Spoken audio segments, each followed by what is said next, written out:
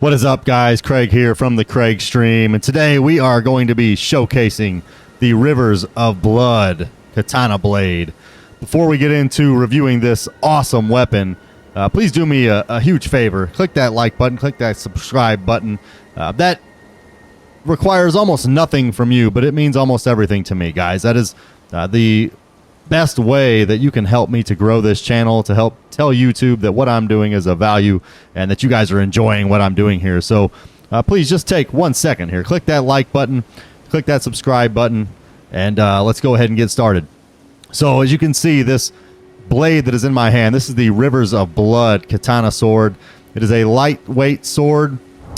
We're going to look at the specs real quick here. But it's a lightweight sword. It's a sword that swings very quickly. As you can see, I have mine scaled up. It's been upgraded all the way to level 10. That's as high as it will go. It scales very heavily on dexterity, strength, and arcane. And as I've been adding levels to my character here, one thing that is definitely worth noting is I've noticed because it has the blood loss buildup passive effect at a 76 rating, every point to arcane that I was adding was continuing to build upon the attack power and the damage that this sword does. So just make sure that you're upgrading your arcane as you can, because that really helps scale this weapon up in terms of the damage that it inflicts. Its unique ability is called the Corpse Piler, and the Corpse Piler forms a blade of cursed blood for repeated interweaving successive attacks. Follow up with an additional input for further successive attacks. So this attack, guys, is absolutely amazing. It looks a lot like the Bloody Slash Ash of War that you can equip to other weapons. It looks a lot like that.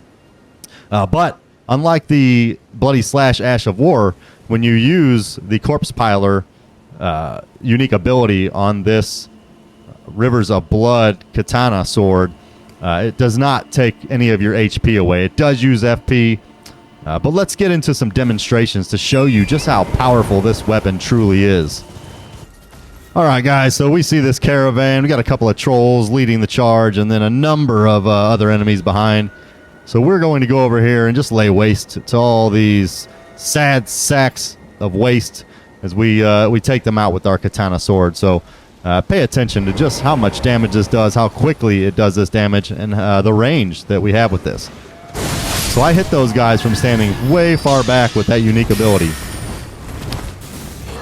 So this guy doesn't stand a chance. He gets whacked.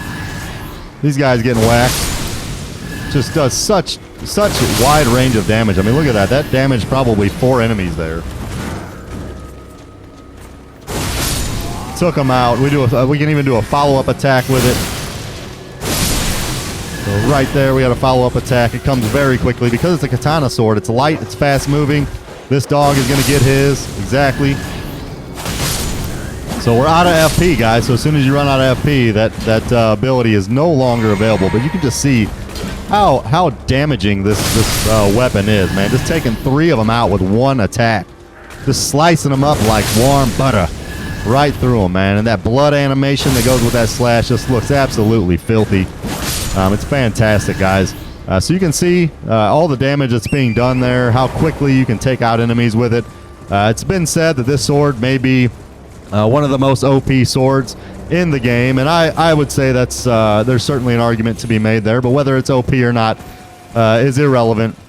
The sword is just simply awesome and fun to use and can stack corpses a mile high in no time at all.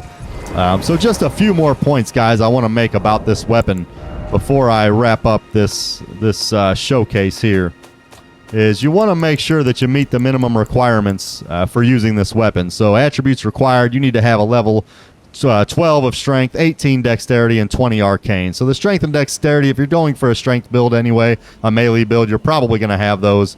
The arcane at 20 is a little bit higher than what most people would go for, but anytime you're using a weapon that has a blood loss build-up effect, that arcane really stacks nicely with it. So you're going to want to go ahead and put some levels into that attribute.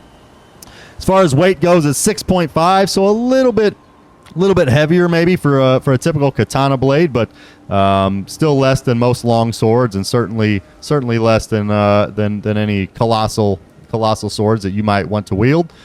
So guys, just again, check out this sword, man. Just looks fantastic. It's got that nice shiny red blood on there.